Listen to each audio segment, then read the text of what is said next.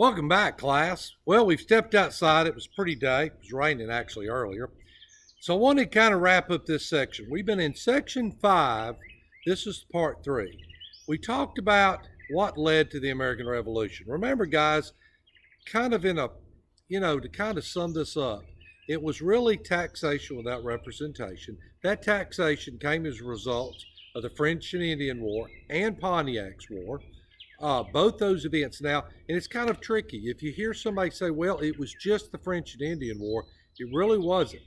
You had Pontiac's War and the French and Indian War. The British Crown had to try to pay for that. Under George Grenville, they're going to come up with a series of acts. Now, always remember, guys, we hear the word acts. That's just a taxation. You'll have the Stamp Act, the Sugar Act, all these different little acts. They're trying to tax little items on the colonists. Remember, guys, to sum this thing up, when we look at this and we say, well, the colonists, they were really done wrong. Well, they were only paying tax on certain items. And even at that, they didn't want to pay it.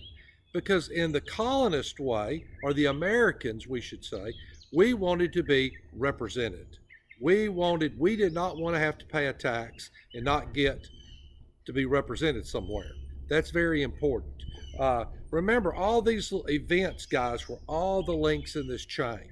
Remember we talked about little Samuel Adams. I always liked Samuel. He was a little activist. He always stirred everything up. Remember the Boston Tea Party, the Boston Massacre. Him and Paul Revere, they kind of got all that going. And once all this gets going, Samuel Adams is out of there.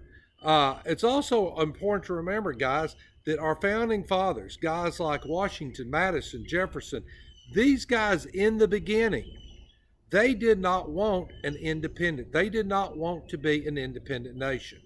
It's not until after all the events that the British government will impose on us, and they're imposing it because you got to remember there's two sides to every story.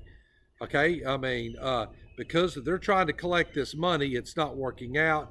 They're going to get more and more aggressive and eventually take over the little Boston government, and they're going to really hammer down hard and put the British, that British crown's going to put the iron fist on these guys. At that point, guys like Thomas Jefferson, George Washington, Benjamin Franklin, at that point is when those guys say enough's enough.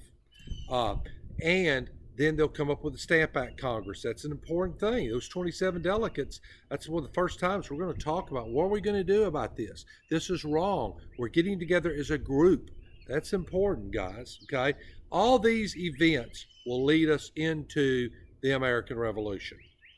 And one of the things I want to point out to you guys, it's very important because in history, as things have gone on, we have forgotten a lot. And a lot of our history we embellish. Guys, if you were a colonist during this time, this is not something that you would be jumping up and down, happy, happy, happy. First of all, there was a large majority of the colonists were Tories. Now, Tory is a person that their loyalty is to the English crown. They're a colonist, but they're loyal to England. Guys, these colonists, these Americans, we are fixing to go up against the British Army. Guys, the British Army had won on almost every continent there was. They were a well-oiled machine. The British Crown is a very intimidating thing. I mean, we are fixing to go up against somebody that's far superior than we are. There were no bets one way or another who was going to win this thing. And not everybody was gung-ho to do this. But remember, we always talk about history and those links to that chain.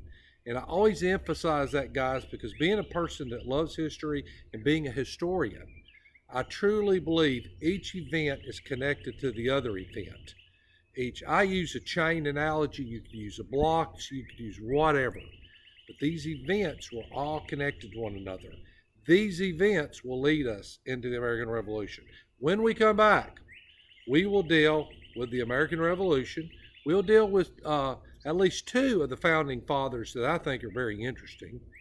We come back. We're back. We're in the American Revolution. We'll see you guys then.